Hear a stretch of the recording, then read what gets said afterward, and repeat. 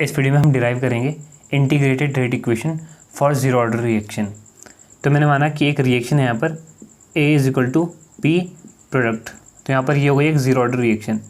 तो उस रिएक्शन के लिए रेट की डेफिनेशन से R is equal to rate कितना हो जाएगा माइनस DA अपॉन DT, ठीक है, change in concentration of A upon time taken. और रेट लॉसेस का रेट हो जाएगा R is equal to K into A की पावर N, A की पावर N।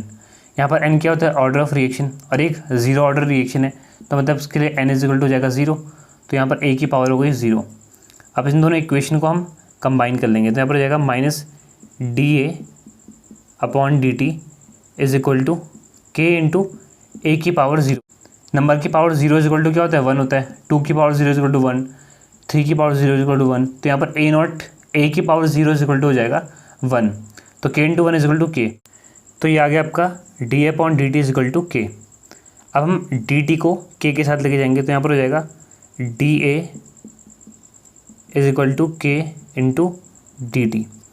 अब क्या करेंगे हम यहाँ पर इसका इंटीग्रेशन कर देंगे ना, इसलिए इसको बोलते हैं इंटीग्रेटेड रेट इक्वेशन। तो ऑन इंटीग्रेशन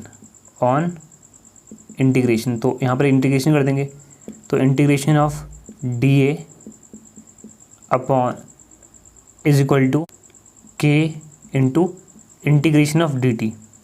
तो यहाँ पर क्या होगा K क्योंकि कांस्टेंट है तो कांस्टेंट का इंटीग्रेशन तो होता नहीं, इसलिए K बाहर आ गया।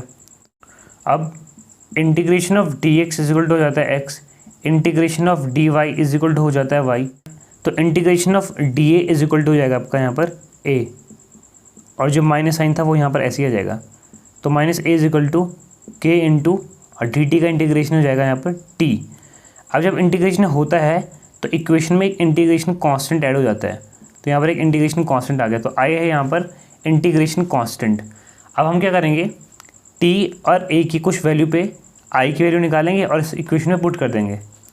तो मैंने माना let t is equal to zero, मैंने माना कि t is equal to zero है, तो t is equal to zero पे क्या होगा, जो रिएक्टेंट की कंसंट्रेशन है वो उसकी इनिशियल कंसंट्रेशन के इक्वल होगी। मतलब t is equal to zero मतलब जब रिएक्शन स्टार्ट ही नहीं हुई तो जो रिएक्टेंट की कंसंट्रेशन है वो उसकी इनिशियल कंसंट्रेशन की इक्वल होगी, और इनिशियल कंसंट्रेशन को हम दिखाते हैं A नॉट से, तो यहाँ पर A इज इक्वल टू हो जाएगा A नॉट के इक्वल। A नॉट यानी कि इनिशियल कंसंट्रेशन, यहाँ पर A नॉट है इनिशियल कंसंट्रेशन। तो अब क्या करेंगे, यहाँ पर हम T और A की वैल्यू इस इक्वेशन में पुट कर देंगे I की वैल्यू निकालने के लिए। तो यहाँ पर हो जाएगा I इज इक्वल टू, अब T ज़ीरो तो ये पूरा KT ज़ीरो हो जाएगा, I इज इक्वल टू और A की जगह पे क्या आ जाएगा A नॉट आ जाएगा, तो यहाँ पर आ गया आपका माइनस A नॉट। तो यहाँ पर I की जगह पे हम क्या कर देंगे इस इक्वेशन में I की जगह पे हम माइनस A नॉट पुट कर देंगे, तो जाएगा आपका minus A is equal to K into T minus A naught. अब क्या करेंगे यहाँ पर एक जैसे टर्म को एक साइड लेके आएंगे, तो ये माइनस A नॉट को मैं इधर लेके जा रहा हूँ, तो ये जाएगा आपका माइनस इधर आके हो जाएगा आपका प्लस, तो A naught minus A is equal to KT। तो यहाँ पर T इज इक्वल टू हो जाएगा A naught minus A upon K।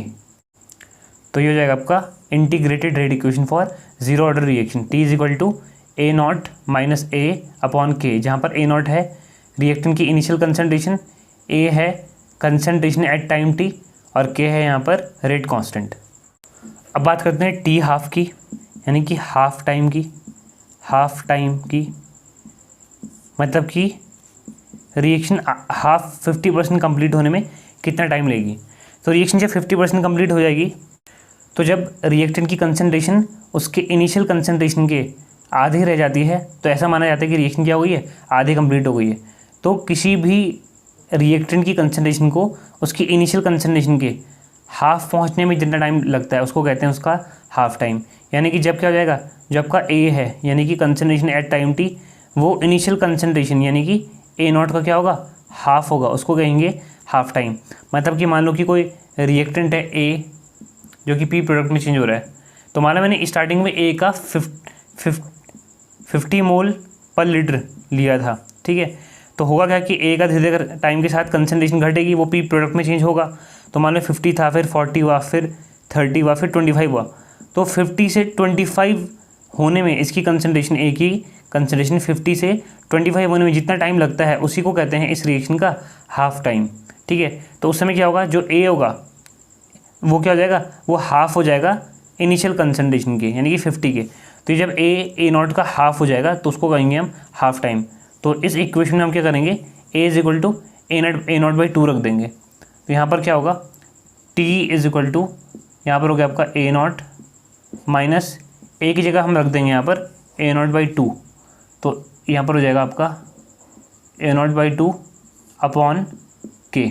अब यहाँ पर क्या होगा, डिनोमिनेटर इक्वल करेंगे इसका, इन दोनों का अगर मुझे सब्ट्रैक्ट करना है तो इसके यहाँ पर 1 ऊपर नीचे 2 से मल्टीप्लाई कर देंगे, तो 2 और यहाँ पर भी 2। तो यह जाएगा आपका t is equal to 2 a naught minus a naught कितना हो जाएगा, ए नॉट है ना, 2x माइनस एक्स क्या होता है, x होता है। तो वैसे 2 a naught minus a not हो जाएगा ए नॉट अपॉन 2 अपॉन के। अब ये 2 चला जाएगा यहाँ, तो t half is equal to हो जाएगा A naught upon 2k, T half is equal to A naught upon 2k। तो ये आ जाएगा आपका half time for zero order reaction, A naught upon 2k। तो ये था integrated rate equation for zero order reaction, और ये था T half for zero order reaction.